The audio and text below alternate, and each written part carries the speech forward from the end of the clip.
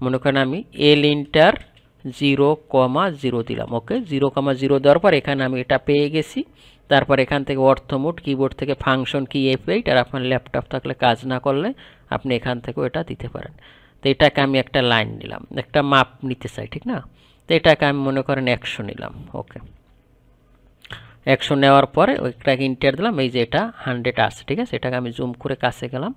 এটাকে মাউসের scroll button নাড়াইলেই zoom হয়। তারপর এখান থেকে আমি ডাইমেনশন দেব, ঠিক আছে? আচ্ছা, আমার ডাইমেনশন নিয়েও কথা বলতে হবে।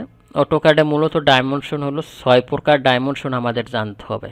কারণ আমরা যদি 6 প্রকার ডাইমেনশন প্রপার ওয়েতে জানি, তাইলে যত প্রকার ড্রয়িং আছে সেটা আমরা করতে পারবো। সেটা কিভাবে? এখানে আমি যখন ড্রপ ডাউন মেনুতে ক্লিক করব, এখানে আসে linear, align, angular, arc length, radius, diameter আর কোঅর্ডিনেট। আর এই দুইটা দরকার নেই আমাদের, এই linear, align, angular, arc length, radius, diameter, এই 6টা জিনিস যদি আমরা জানি, আমাদের যে যত প্রকারের ড্রয়িং দেখ, যত আঁকা বাঁকা যত কিছু আমরা সব পারবো।